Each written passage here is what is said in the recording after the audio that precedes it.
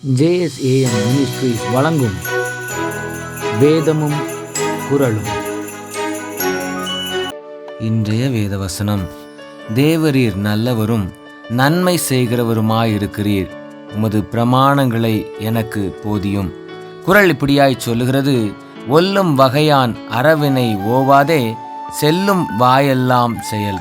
இதனுடைய விளக்கம் என்னவெனில், இடைவிடாமல் இயன்ற மட்டும் எல்லா இடங்களிலும் அறச்செயலை செய்ய வேண்டும்.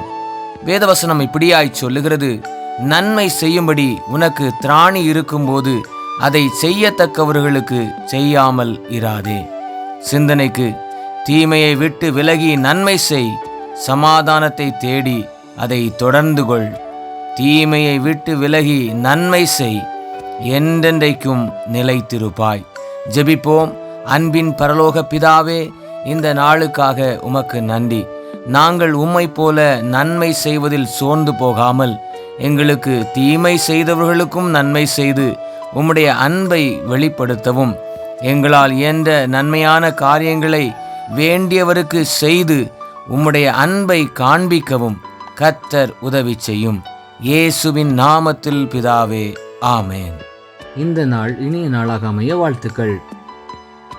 கர்த்தர் உங்களை ஆசீர்வதிப்பாராக. ஆமேன்.